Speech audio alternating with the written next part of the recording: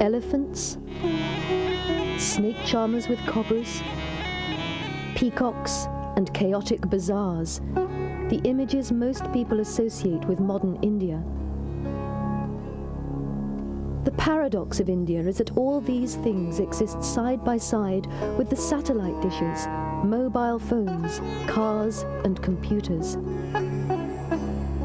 Like the charmed cobra, visitors and travelers over the centuries have surrendered to the fascination of India's extraordinary culture, which is as colorfully diverse as it is mystical and even mysterious.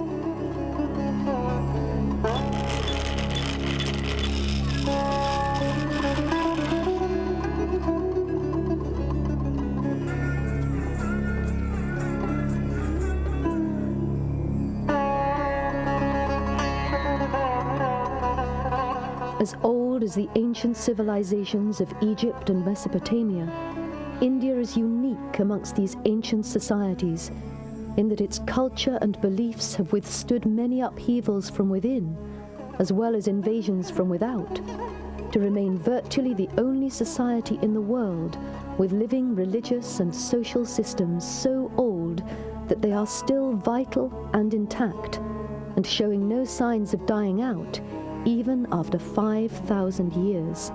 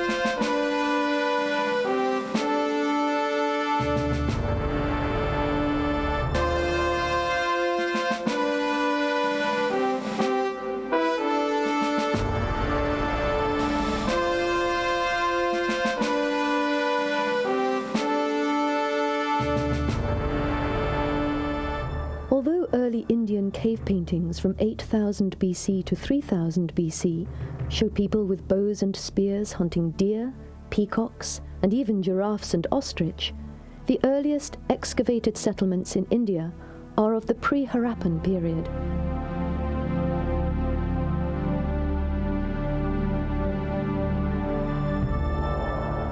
These were wheat-growing and animal farming communities from 3500 BC, the remains of which have been found in Baluchistan, Quetta Valley, and Kalat, all in modern-day Pakistan. Similar settlements have also been found in Afghanistan. The Harappan civilization was so called because of its largest excavated settlement was found at Harappa in Pakistan, where so many other Harappan period sites have been excavated, including Mohenjo-Daro. Mohenjo-Daro threw a spanner in the works because it suggested that here was this great urban entity in India without any obvious connections with Europe or with the rest of the habitable world. Much effort was made to discover connections with Mesopotamia to show how one might have sprung out from the other. What archaeologists have discovered today is that really Mohenjo-Daro and Harappa are just the tip of the iceberg. Harappan civilization was centered in the valley of the Indus River. Many towns of this period have been excavated along the Indus, and it is also believed that there are many more still to be found. The earliest period that we can talk about are basically on the basis of excavations done at Harappa and Mohenjo-Daro. And this civilization dates back to about 5,000 years in history. Looking at the planning of the cities, they're extremely modern in concept. They're wide, open roads. There is a perfect drainage system which interconnects throughout the city. The first major urban Indian civilization, Mohenjo-Daro, flourished from 2300 BC until 1500 BC, and was discovered accidentally by two British engineers in 1856, who used the ancient archaeological remains of the city as material for the foundation of a railway they were building.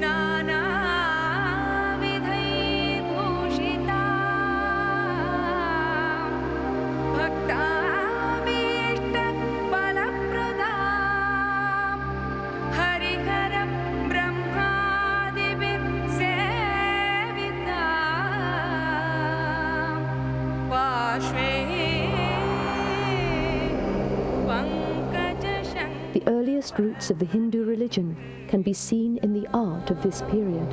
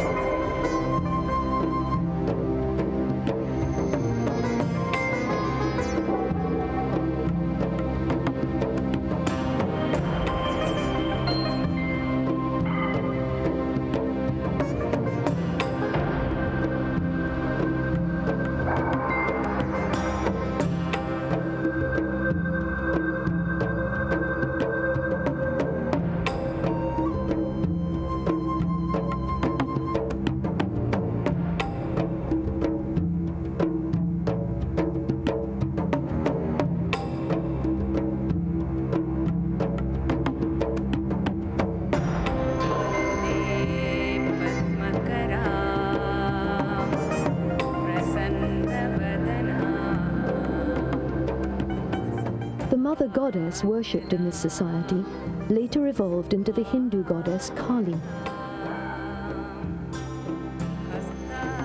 Another important Harappan god later came to be identified as Shiva.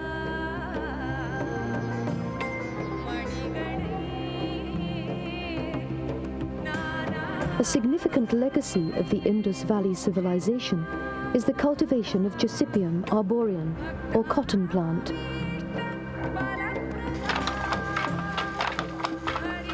Weaving and dyeing of cloth also originated here and were among the luxuries that India was to become world-renowned for, as it is even today.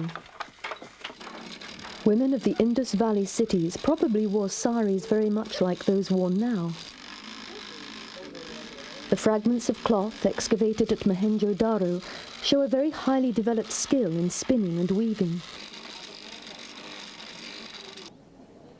And it is clear that this is the type of cloth that was so highly valued in ancient Greece and Rome. There was this enormous gap between the rich and the poor, between the nobility and the peasantry.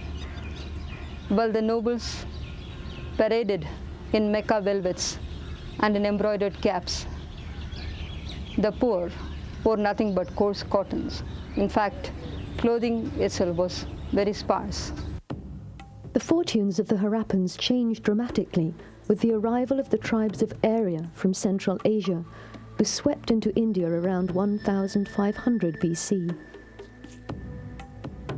Some calamity of nature, like a sudden change in their environment, forced the Aryans to leave the steppes of Russia, conquering all of the known world at the time. The Aryans also crossed the forbidding Hindu Kush mountains into India and were to change the subcontinent forever.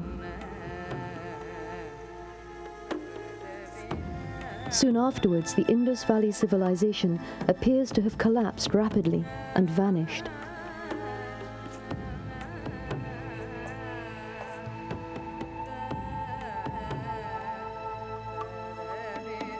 The history of the Aryans in India comes to us in the form of their language, Sanskrit, their poetry, which was memorized and passed on by repetition, and their religion, which is very close to the modern Hinduism practiced today by the majority of Indians.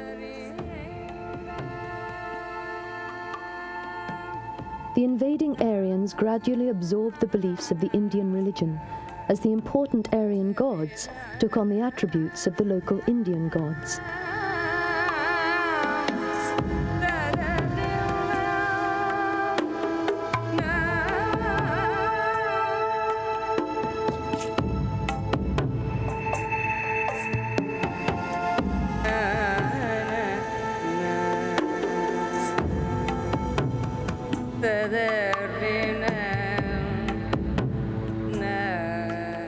The Aryans added a new god to their pantheon.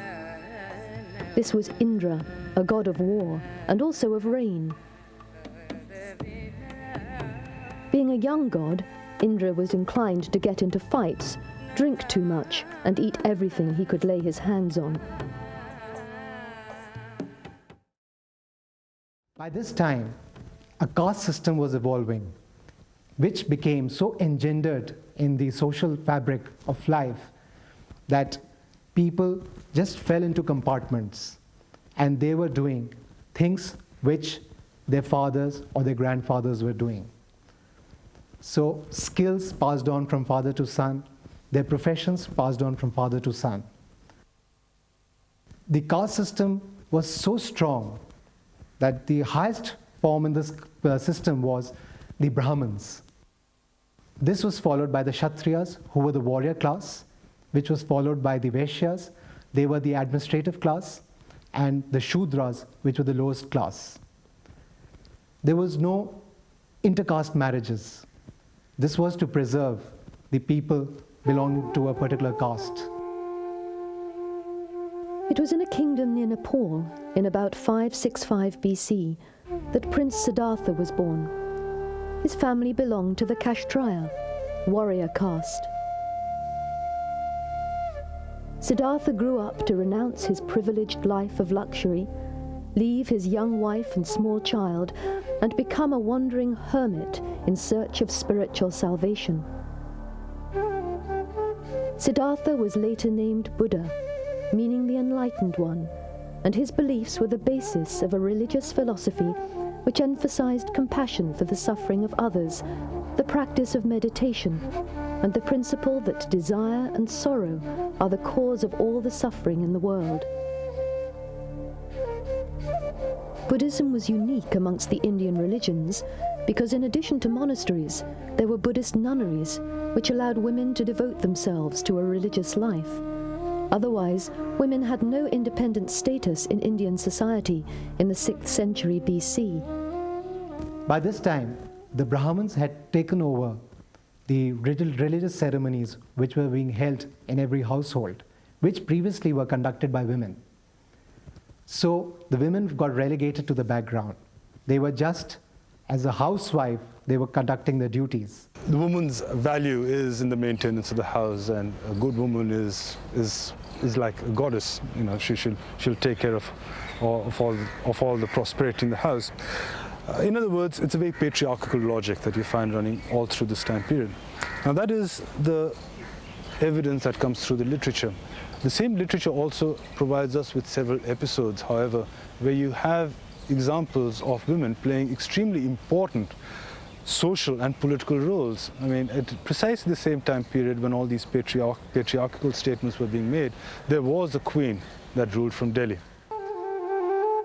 The influence of Buddhism on Indian society is still visible, and some of the finest pieces of Indian art are devoted to Buddha.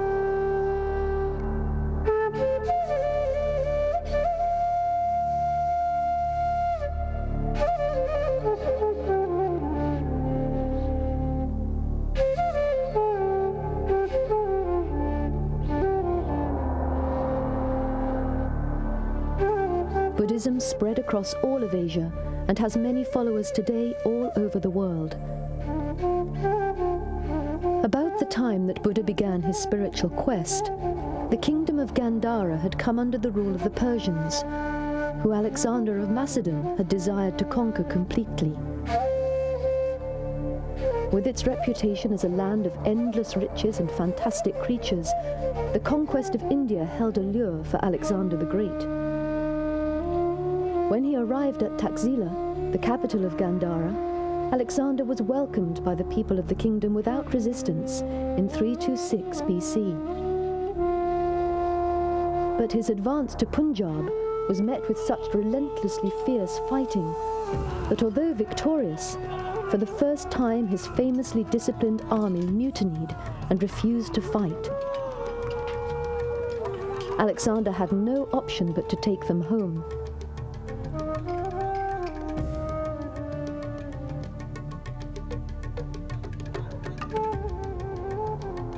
By the time Ashoka came to the throne in 269 BC, the only part of India not under the dominion of the Mauryan Empire was the region ruled by the Kalingas, the current-day state of Orissa.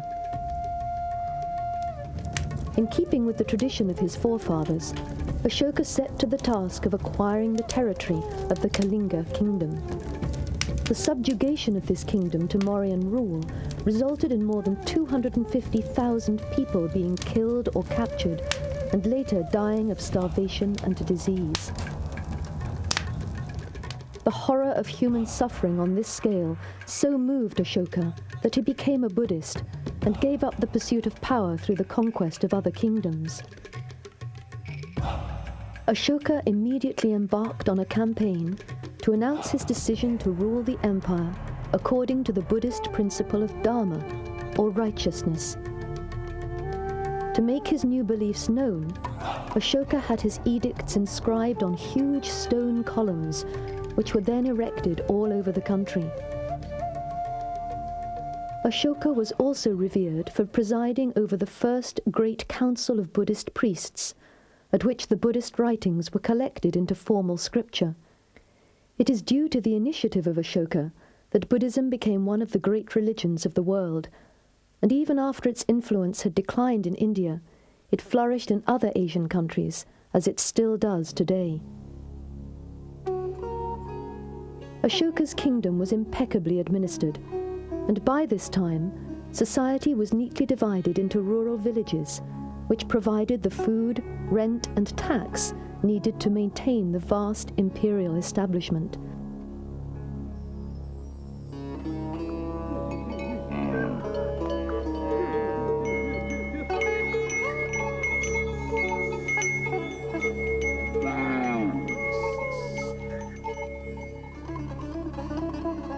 Towns and cities also had well-structured government bureaucracies which managed every aspect of people's lives. To maintain well-balanced communities, the government would offer incentives of land and livestock to craftspeople to go and settle in particular villages where their skills were needed. We learned that there were efficient craftsmen who could do work in gold, silver, lead, tin, and there are also traces of work done in bone and ivory.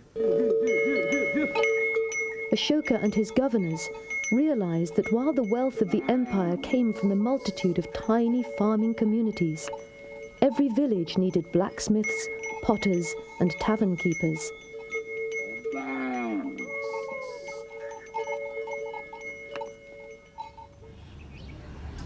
In terms of their dietary habits, wheat and lentils were the staple, and those who could afford it, which means the upper classes, there was meat to be had, although it was expensive. The Mauryan Empire disintegrated bit by bit after Ashoka's death in 232 BC. In 184 BC, the last Mauryan emperor, a descendant of Ashoka, was murdered by his commander-in-chief, ending the first great Indian dynasty, which had lasted for about 140 years. The usurper had no sympathy for the Buddhist ideals of compassion and toleration. He killed Buddhists and destroyed many monasteries before restoring orthodox Hinduism. The next centuries saw many smaller dynasties and empires rise and fall all over the subcontinent. It was a period which has given us a great and varied cultural legacy. The Buddhist sculpture from the Gandharan region combines the delicacy of Greek classicism with the stylized serenity of Indian Buddhist images. By the 6th century AD, many of the Han invaders of the previous century had assimilated into Indian society, and their descendants, the martial Rajputs, held sway over north and central India. The Rajputs were great patrons of the arts, and it was during their reign that the most magnificent temples were built.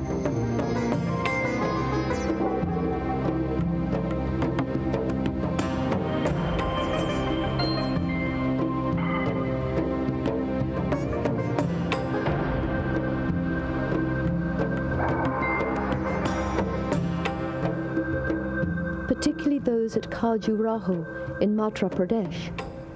This huge complex was built between the 10th and 11th centuries by the Chandela dynasty of central India. The largest and earliest of the Khajuraho temples is the Lakshmana, built around 950 AD. Its base is decorated with battle scenes, while the friezes on the higher levels depict every possible sexual activity. In fact, one of the most famous features of this temple complex, apart from the obvious merits of its engineering and architecture, is the profusion of erotic sculpture which covers almost every surface. The reason for this emphasis on sex remains a mystery, although in the Hindu religion it is one of the believer's religious duties to get married at the appropriate time and be a good spouse.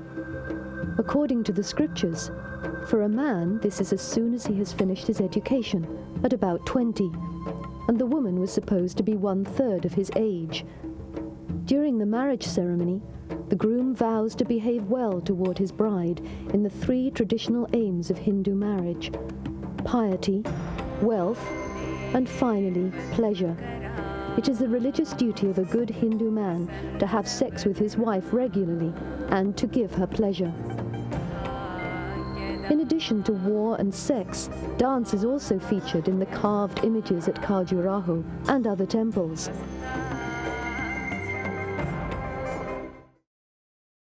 This may be considered an expression of bhakti, a Hindu concept which has been described as the urge to dance and sing one's god. The dancing figures carved on the Khajuraho temples are stylized, just like the forms of Indian dance are stylized. The Asparas, or divine female creatures, are idealized feminine beauties.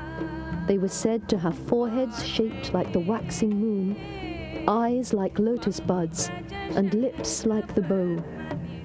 The central theme that runs through them all is this element of the drama on the one hand, and in the solo forms, it's the element of the Naika, the woman. And that woman is not just woman as we know woman. It's the human soul, it's the Jivatma. So it is man, woman. That is a person who is vulnerable to all the elements and all the ups and downs of life, and that Jivatma is constantly striving to be united with the Paramatma. That is the perfect being, the perfect soul. So this is the theme of all solo interpretation.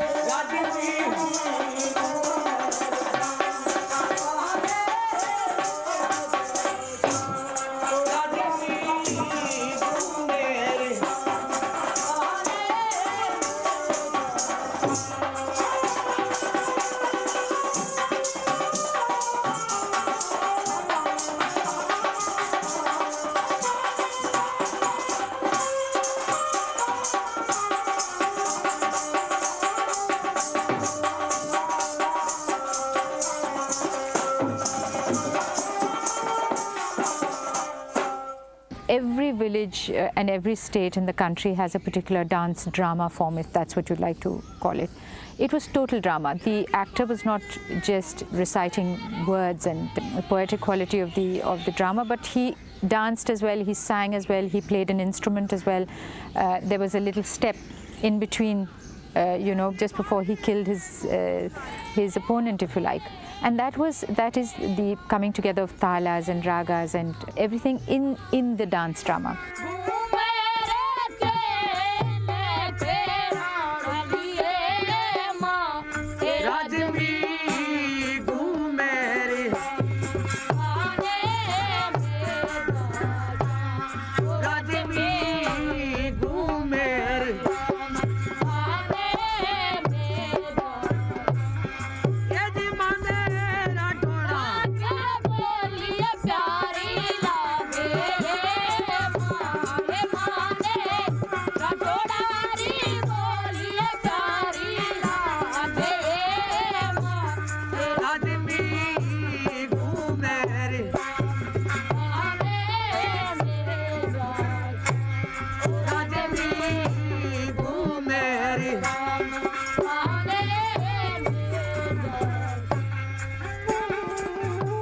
In Arabia, a new religion was taking hold.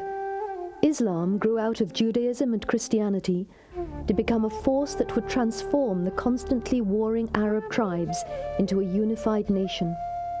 With this new unity, they would invade and conquer virtually every land in every direction that they turned towards, from Asia Minor to Africa, and from Spain to France, across the steppes into Central Asia.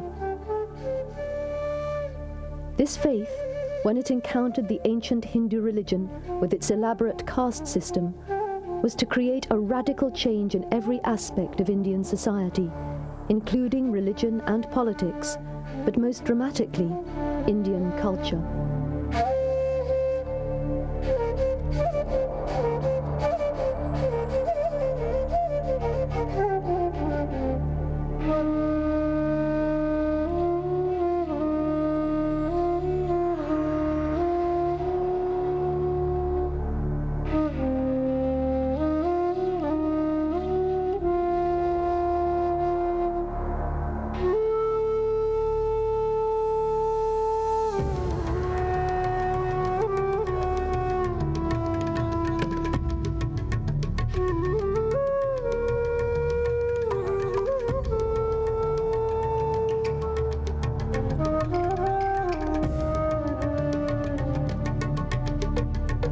In 1175, Muhammad of Ghur, with his lieutenant Qutb ad-Din, attacked Sindh.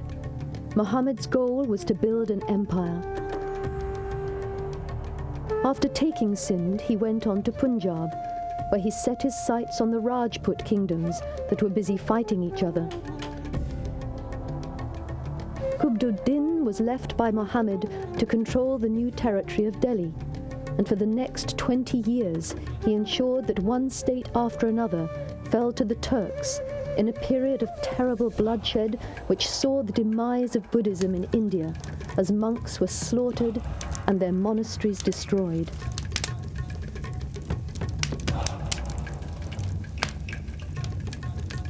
Then in 1206, Muhammad of Ghur was assassinated, and Qutb ad-Din became ruler of the kingdom that came to be known as the Delhi Sultanate. To commemorate his triumph, Qutb ad-Din began construction of the Qutb Minar in 1199, a tapering stone tower 260 feet high. The Qutb complex, with its minars, mosques, late Mughal gardens, commemorative columns, buildings which span almost 800 years in time, is today a World Heritage Complex. The Qutb has a central core of random rubble dressed stone, which is locally available in Delhi. So it was probably quarried and brought to this place with the help of elephants, horses or whatever, and then erected in this manner. So there was a central core around which there was an outer core of random rubble, and the staircase passed on between them. And finally, the Qutb Minar is dressed in fine red sandstone, which was brought over 200 miles from Agra, which is not locally available, and shows the importance of architecture of the Minar itself at that period of time.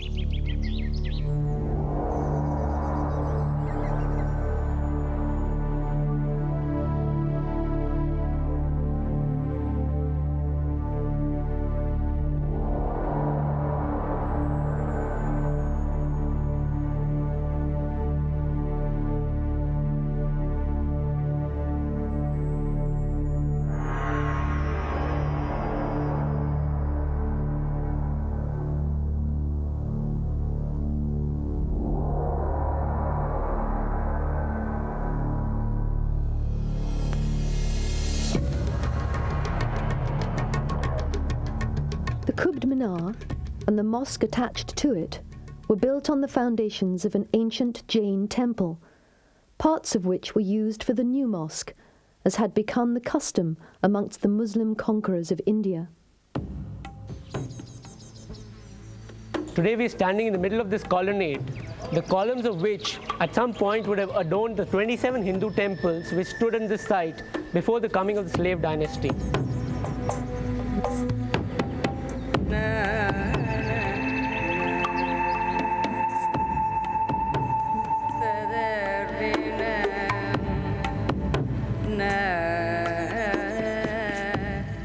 These bells, the Vastupurush motifs, and many other Hindu deities which adorn these temples were defaced with plaster so that they're not shown within the mosque complex, as Islam forbade the use of human figures and any other living being in its mosques.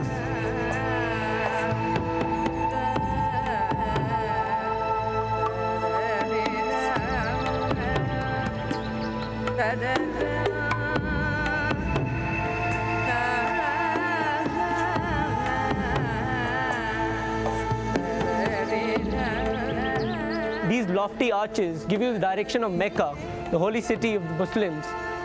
And this being probably the first mosque in India, was later enlarged by Qutbuddin's successor Iltutmish and the illustrious Khalji king Alauddin Khalji. The stones in the mosque were put together using iron dowels, which over years have contracted and expanded, thereby pushing out the pieces of the stone. This is quite unlike the stones in the Hindu columns, which have been put together using a little plaster. We are today standing at the base of the Quwwatul Islam Mosque, which has been constructed of putting together these highly engraved pieces of Delhi stone, which was engraved by Hindu craftsmen. And you see a lot of these floral, ornamental carvings next to these Quranic inscriptions which come together in a mosque. So this is one of those cases where a Muslim mosque was built by Hindu craftsmen who had over 1,000 years of experience in stone carving.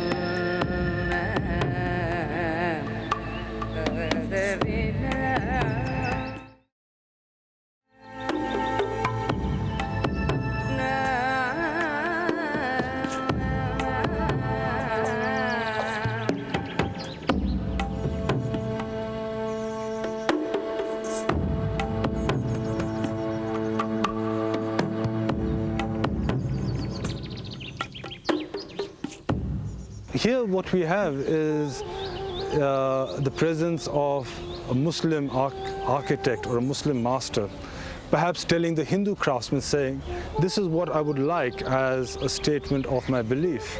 And the Hindu craftsman saying, well, if you would like this as a statement of your belief, this is the manner my hand can craft it for you. So here you have the Qutb Mosque made by Hindus for the Muslims.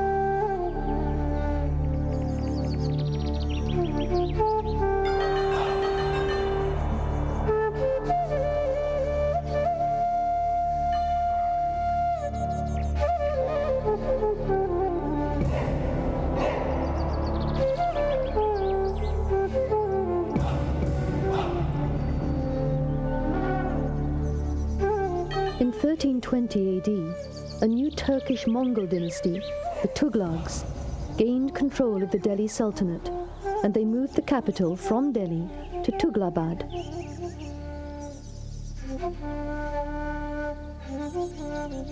This was a heavily fortified city with over 50 gates, some of them with ramps for elephants to enter the city.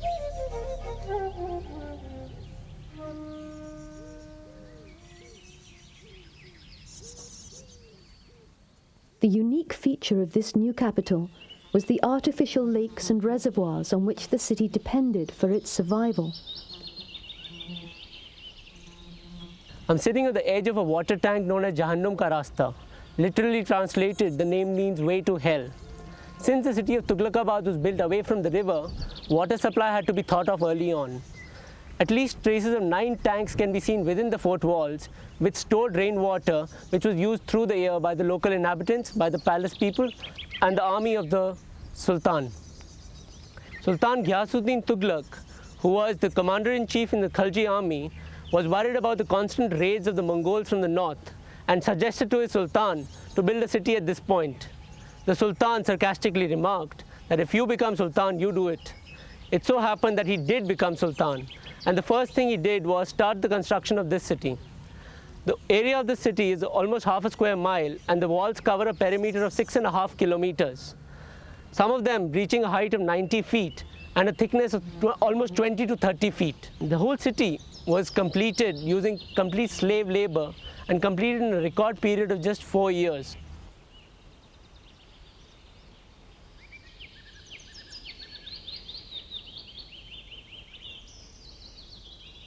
The whole fort was divided into 3 major parts, which included the palace, the citadel, and the city.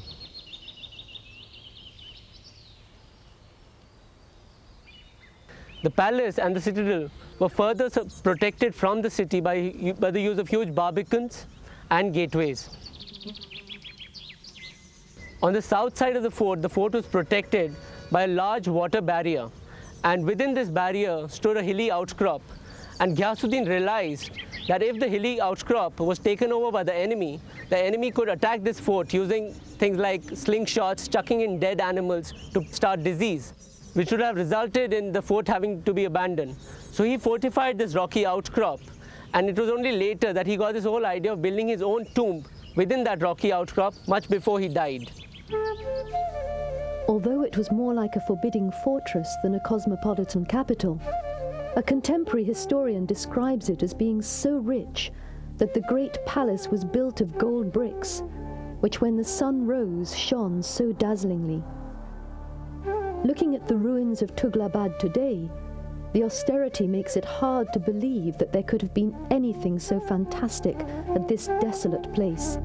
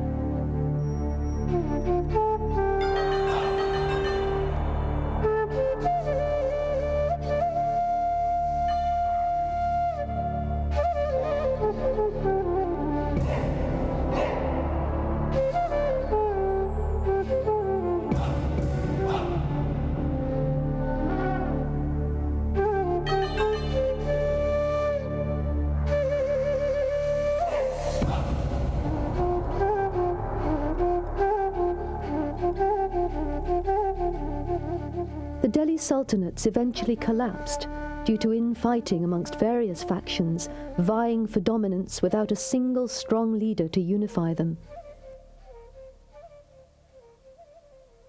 In 1526, a new age in Indian history began with the founding of the Mughal Empire by Babur, who, descending from both Tamerlane and Genghis Khan, was a young man in search of a kingdom.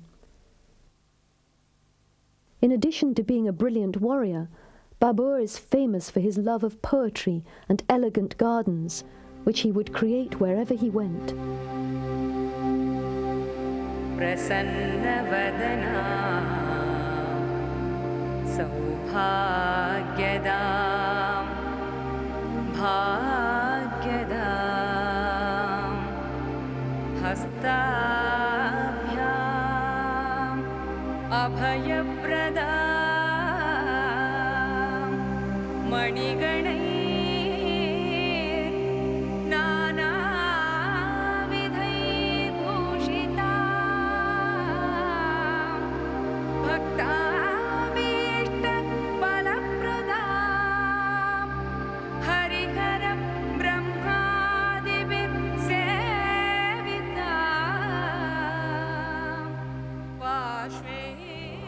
It is due to Babur and his heirs, Humayun, Akbar, and Shah Jahan, that the synthesis of Muslim and Hindu culture took the stunning form that has distinguished Indian civilization from the 16th century to the present.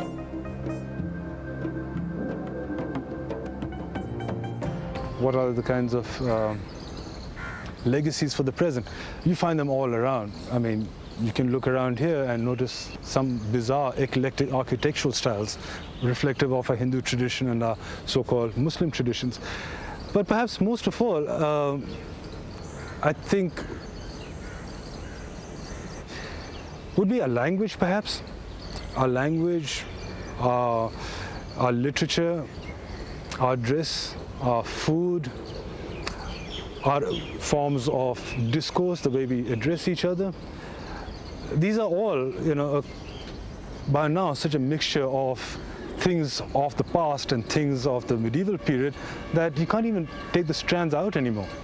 With its extremely diverse religions, people, culture, and artifacts, India has left a lasting impression all over the world, and it has contributed in its own way to the rest of the world. The finest example of cross-culture can be seen in the city of Delhi itself. The city's foundation was laid by the Hindus. Its ornamentation was done by the Muslims. It was bedecked like a new bride by the British. And today it's a mega metropolis, bustling with so many different facets of its character, which have been handed over from times immemorial, which can be seen in some form or the other in its diverse cultures, diverse peoples, and diverse religions. One of the symbols of this country is the Taj Mahal. Built in 1653 by Shah Jahan for his beloved queen. For many, it represents an affinity and appreciation of its peoples, which has been forged over the centuries by invasion and conflicts to create the present modern India.